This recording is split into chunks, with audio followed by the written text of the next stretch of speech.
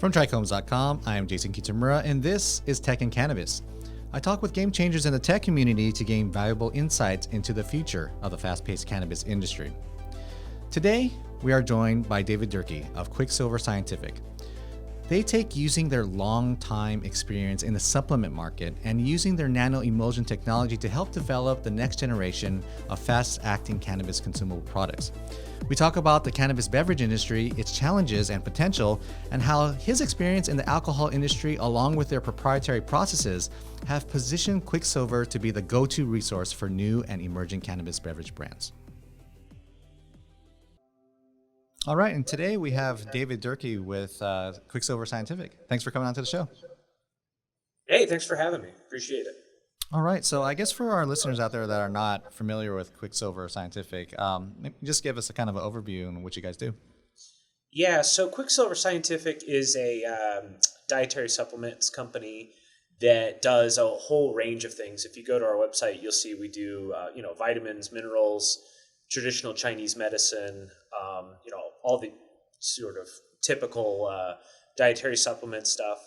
But when I joined Quicksilver, there's a desire to get the technology that we use in our supplements, which is taking these poorly soluble, poorly digested materials and extend that into the realm of, cannabis, CBD, THC, because, those compounds follow the same paradigm as some of these things that we're supplementing with. My part of the business is to take the word out and get partners and brands interested in using our technology to use in their, gummies or beverages or whatever it is in the cannabis space. So that's where we're coming from. Gotcha. So not necessarily only trying to bring people to buy your products right now. You're actually trying to find manufacturing partners who are going to use your technology for their own products as well. Yeah, exactly. So we sell CBD as a supplement because, who doesn't these days? But really what we're interested in is finding the right brands and the right partners that we can formulate with. That's another thing too. A lot of the world is moving into edibles and drinkables from things like vapes, where you might not have that much know-how or, technology in your company currently. And so we're really looking for partners to work with to be able to formulate really great products together so we can get a jump start on product development and then really, sort of leverage the technology that we have to make really great products for folks as well. Gotcha. So basically what you're saying is that some of the techniques that you guys were using for some of the other products translates well with cannabis. So that was kind of where the opportunity. Yeah, absolutely. And that's the thing is, there's a whole wealth of compounds that are not particularly very soluble or well digested. And so THC and CBD and frankly, the terpenes and other things in cannabis also fall into that category. So our expertise and strength is really formulating those with a proven technology. We've been using this technology for about 15 years in the supplements world. And so, you can really get a head start on making a really great product. One other thing I'll mention too is Quicksilver started as a metals toxicity company. And so what that means is, I suspect I have arsenic or mercury poisoning or something. So we would have people come into our clinic, have their blood drawn, and then be able to recommend some sort of protocol to help with metals toxicity. Well, what does that involve? That involves, people coming in and getting their blood tested and then monitoring effects over time. Well, it turns out that in the world of cannabis, CBD, THC, et cetera, that's also important. There's lots of edibles and products out there that people consume, and they either have a very low peak or a very delayed onset. And so one of the things that we can do is formulate a beverage or gummy or whatever here at our facility near Boulder, Colorado, and then actually administer it to people and then monitor their blood over time to say, oh, yes, it's absorbing in these amounts, or it's absorbing faster than, incumbent product X or whatever. So for partners who are looking for a technology that's really been proven, not just in theory or, I shove an iPad in front of somebody and say, hey, are you high or whatever, some very subjective means, we have very defined scientific protocols to actually measure the uptake of cannabinoids in the blood, and then also be able to compare and contrast formulations relative to, let's say, what's out on the market today or whatever. And being in Colorado, which has been, one of the longest running legal jurisdictions in the U.S., we have a lot of ability to get product from the market, and there's no problems working with THC. We've done that before with other partners where we'll make a THC edible and then test it on their behalf here. I see. So the technology that you're mostly referring to, is that the Nano Emulsion? Yeah, absolutely. So our core technology is a Nano Emulsion.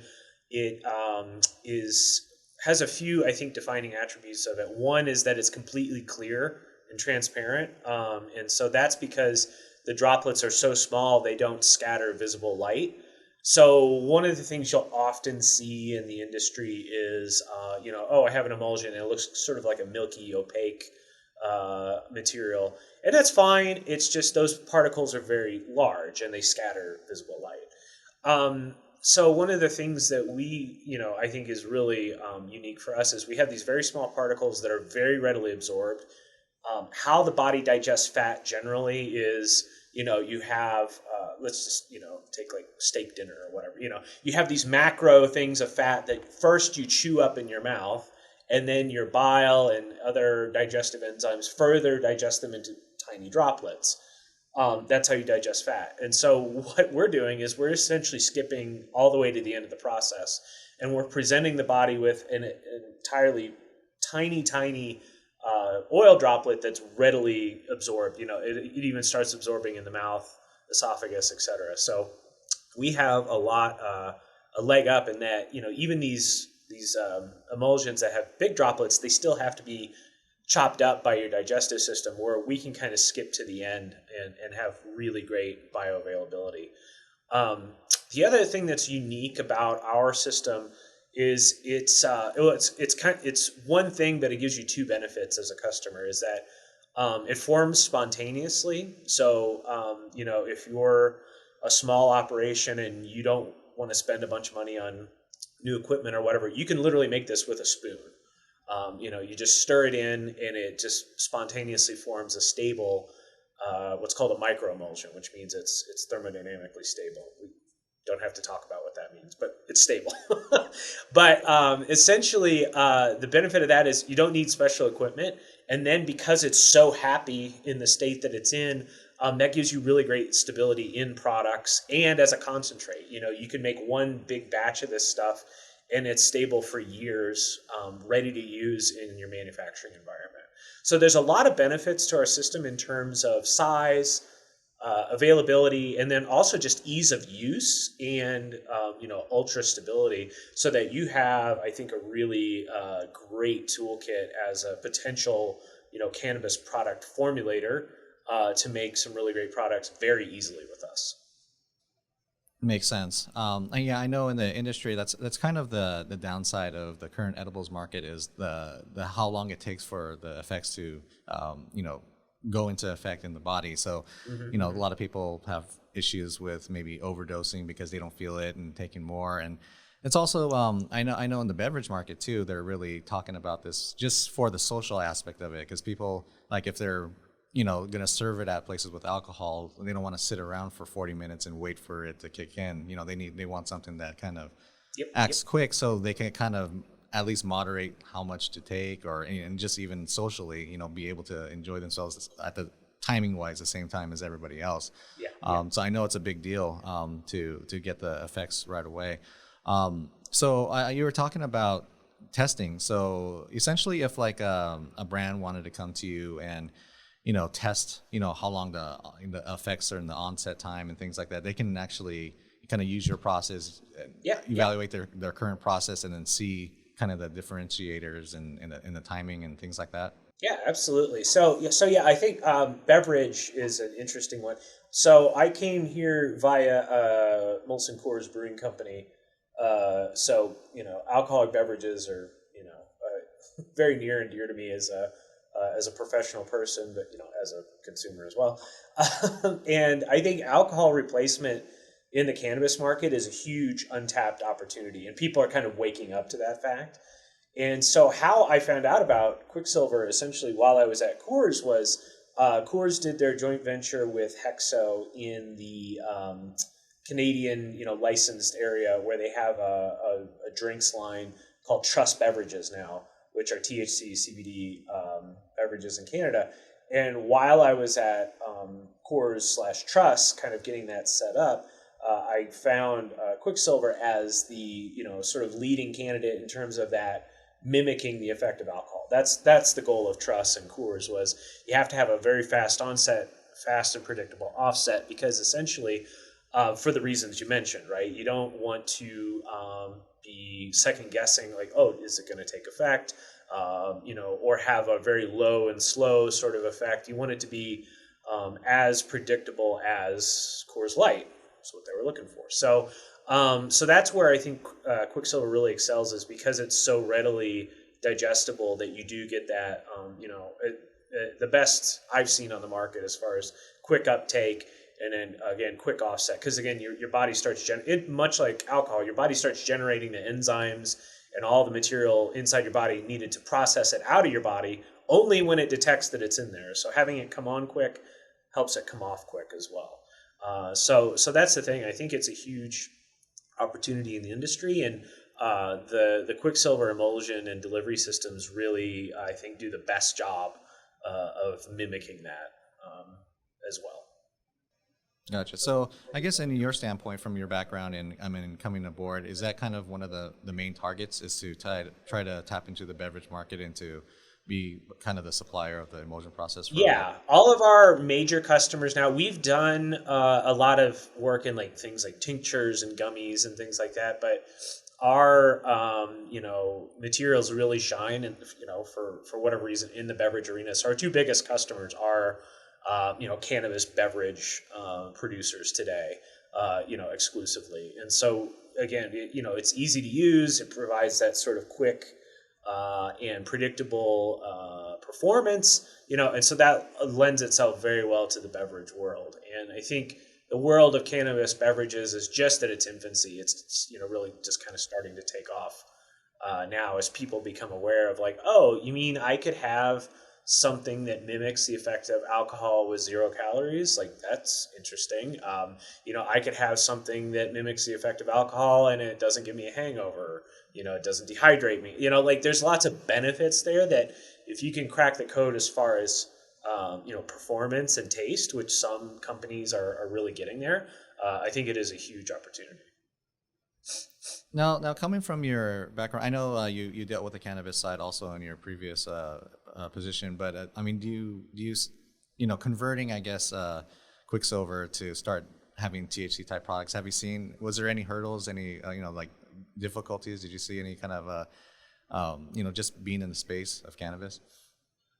You mean from a product perspective, or more from a product perspective? Yeah. I think so there's a couple of challenges making a cannabis beverage. So if I put I'm a cannabis, licensee and I want to get into beverage, what are the things I need to think about? There's a lot of stuff to think about just in terms of capitalization and equipment. Like if you look at the universe of beverage companies, non-cannabis beverage companies today, they're usually, very well capitalized and have very large production facilities. Because making beverages is not easy or simple. It takes a lot of know-how and a lot of capital to do it. So you need to go in with your eyes wide open that, oh, I need a canning machine. Like that's not that's not a guy trimming buds or putting stuff in glass. It's a different realm of capital and expertise. So I think that's one thing that is a barrier to entry, but is not a significant barrier to entry. If you decide you want to do this, there's lots of companies. One of them is down the road from us here in Colorado that makes, canning systems that'll fit in, a 12 by 12 room like this. So something to keep in mind. But the other thing is really then, okay, if I have a license in cannabis and I know that I can do this, as far as a product goes, how do I really think about that? The two things that are tough to get your your hands around are taste. So most of the time, cannabis extracts have, impurities that don't present a good flavor, or they have, frankly, purities that don't present a good flavor. CBD by itself, very bitter. THC, also very bitter. So you have a bitter active and then a range of impurities that are going to be potentially difficult to formulate around. And then the other one is really that predictability in onset and offset. And I think our technology, we've already talked about how it covers that, performance side of the product. But the taste is really tough to master as well. And so one of the things we've done is we have a flavorist on our team here now, and is really willing to work with folks to, either, or sometimes both, mask the unpleasant flavors that are present in a cannabis extract, or come up with a flavor system that marries well to it. And sometimes we do both. So we've had one customer that had a very bitter extract. Especially when you dilute this in water, it hits your palate differently, and so they had a very bitter extract. And so what we did is we masked it to the degree that we could, and we, tried to keep a lid on those off flavors. And then it had sort of an herbal, a terpene flavor as well. And so what we did is we came up with flavor systems that complemented that. So we did, I think, a strawberry hibiscus. So you get a nice strawberry sweet flavor to try to mask the off flavors. But then you have hibiscus, which is really a bitter flavor. And you have that present at a low level, and it sort of melds and marries with the bitter notes that are, frankly, not easy to mask. So you come up with a product that's pleasant because it has the sweetness of a fruit. It has, that ability to sort of cover over some of the unpleasant flavor. But then you have a what I call is like a flag or a hook for bitterness and for herbal notes that tells the consumer, like, oh, that's supposed to be there. What you don't want to do is, we've worked with other customers that are like, I want it to be pineapple. Well, your cannabis extract doesn't taste at all like pineapple. So what you get is pineapple and then cannabis, and those are fighting with each other. And I'm in Boulder, so I need to make sure my lights come back on. 1 second. There we go. So essentially, you get those two flavors that are really not commensurate with each other, and it's not a pleasant experience. So what we can do is really work with the specific extracts that you have. And sometimes they're very clean and you can formulate whatever you want. But oftentimes they're not, and therefore you need to have a very, I think, nuanced version of flavor, which we've developed here. That makes sense. So if it's a little terpy or something, you could just, or, have like a earthy or some sort of bitter flavor that's meant to be it. Like if you just did plain strawberry in it, you got that kind of bitter flavor. Then we're like, hey, this is kind of weird. If you don't have a good extract and you want to make it taste like strawberry, you're fighting a real uphill battle, Gotcha. If you have a good extract, it's possible, but most people don't, is my point. And so we've really, I think, done some of the hard work to get it to where no matter what your extract quality is, we can work with that. And that's the other thing too, is because of the sort of state to state, like you have to be fully integrated in one state and then same in another, right? That I think it presents another difficulty in that you can't make a sort of one size fits all formula either, right? So if you have a formula that works really well with your extract in state X, lots of time it won't work in state Y, and because the impurities are different, because the cultivars are different, because of whatever, sometimes you need to really be subtle with your product development to be able to make something that tastes great using two very different extracts. I see. So that being said, I guess, what would you say, is it more common for a cannabis company to come to you to want to add a drink to their line, or is it a beverage company that wants to add cannabis to their line? We've done both. I think the days of beverage companies wanting to jump into cannabis are probably, that was, probably 2019. Oh, really? 2020. That was Canopy and Anheuser-Busch and there was a time for that. And now I think it's more, the market is more towards, I am a cannabis licensee in a state, and I want to add beverage to my portfolio. So that's more the opportunities we see today. Absolutely. What is a learning curve easier if they're a beverage company, or do you think it's easier if they're a cannabis company? That's a good question. I think it's just different. I mean, a beverage company knows how to make beverages, but they don't particularly know how to work with or incorporate cannabis into a beverage. So there's a singular challenge that they need to solve for. And the reason I got tapped to solve that challenge at Coors was I actually went back in the 90s. I reformulated a product for Procter and Gamble that was the original oil and water beverage. It was called Sunny Delight. And so it was an orange oil in water beverage. And not everybody remembers Sunny Delight. And it's funny because like that was an oil and water beverage that was huge, and now is like, I think its best days are behind us. But oil and water beverages are here to stay in the cannabis world. It's kind of weird how things work like that.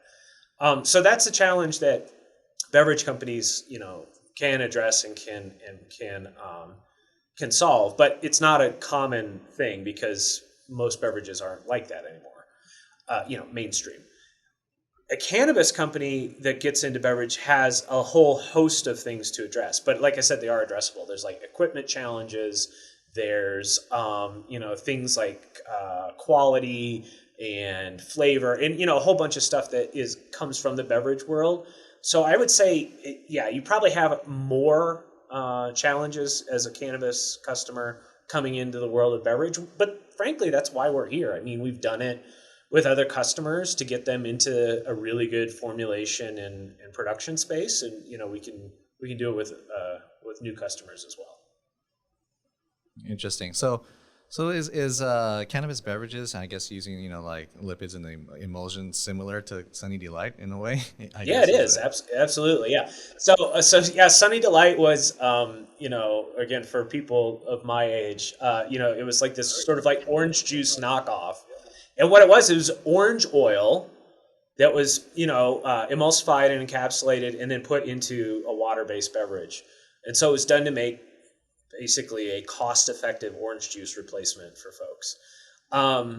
And so it works that's the beauty of it, is like if you have orange oil or you have cannabis oil, they're very analogous materials that you want to use the same techniques and the same chemistries and the same products to make them water-soluble that you did 20, 30 years ago. So the world has moved on in terms of taste, but they haven't really moved on in terms of technique. Like some of these things, it's science, it's chemistry. It's going to work every time. That's the beauty of it. All right. Now, let me just ask you, a question just about the future, because I know, cannabis beverages have always been the talk. It's going to be the next big thing. It's huge. It seems like it's growing, but it hasn't like taken off, probably for a lot of the reasons that we just mentioned. But some of them are also, like you were saying, the issues with state to state. Do you see the future of it more? Some of these like Coors and large brands just having a blanket product, or do you see more of it kind of the craft product state by state, and like local small batch type things are going to be more prevalent? I think you'll get some of both. Like when So going back, I think there are a couple other things that are limiting the growth of beverage today. Mm-hmm. One is, I think, just straight up regulations around, can you refrigerate cans in a dispensary? Do you have room to merchandise cans in a dispensary? Lots of things in the alcoholic beverage world have been solved over several hundred years, where now you go to your grocery store and there's a refrigerated cooler and everything's nice and, ready to go, and you reach in and take what you want. And it's essentially, by the time you get home, you can enjoy it. And you can buy alcoholic beverages at restaurants. So the reason the industry isn't shot like a rocket is, there's some fundamental things with how you buy and how you consume these things. They have to be bought at a dispensary. They have to be, consumed in a private residence usually. That's problematic. So I think once those things kind of get ironed out and make it more akin to alcoholic beverages, you'll see a lot more growth.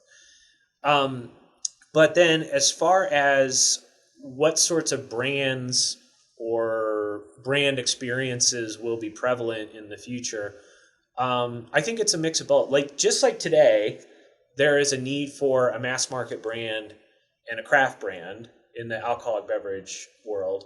I think the same need states exist for cannabis. So you will need a, nationwide, for lack of a better term, sponsoring, sporting events type brands. And you will need the craft, brands that are, local or, more unique to a specific state, for example. I think the challenge with the craft brands is going to be, the same as it is with craft beer, for example, is how do I maintain a premium, frankly, a super premium price relative to mainstream alternatives when I have to sink, lots of money into packaging and technology and ingredients and tax relative to these other brands, and I don't get any real economy of scale, right? One of the thing that those nationwide brands have going for them is economy of scale in terms of production. They can produce these things at a small number of very large facilities. And then they also have economy of scale in terms of marketing and advertising, right? So you can take out one ad with the National Football League or whatever, and you can service a huge number of customers. Not true with craft products that are available in only certain jurisdictions. So yes, it's a balance to be had, but the people who are going to gravitate towards these things for potentially very different reasons, I see it as being the same as the alcohol bev world, where these things coexist. That makes a lot of sense. All right, I guess for our listeners out there that are owner operators in the cannabis business and they want to get into the beverage industry, what's the best way that they can reach you guys or find you? Yeah, so you can visit. We have a website just for our delivery technology, and it's quicksilverdeliverysystems.com. There's a form on there you can fill out to find out more. That gets sent to me. You can reach me at david.durkee@quicksilverscientific.com. But really, that's the thing is, if you're if you're a person that I'm speaking to, which is I want to get into beverage somehow, definitely reach out either to me directly or on our website, because we would love to work with folks and get give people a leg up, frankly, make a great tasting, scientifically proven product that you can get out into the marketplace quickly, I think is really interesting for folks who, again, potentially are seeing the industry move away from flower and vapes and into edibles. So we're here to help. That's awesome. Well, again, I want to thank you, David, for coming on to the show. It was great having you. And yeah, we look forward to sending some business your way and hearing more about Quicksilver in the future. Yeah, great. Thank you very much. All right. Once again, I want to thank David Durkee with Quicksilver Scientific for coming on to the show, and for all your cannabis news and for other podcasts like this one, visit us at www.trichomes.com. If you want to reach out to the show, you can email us at tech@cannabis@trichomes.com. I'm Jason Kitamura. Thanks for joining us.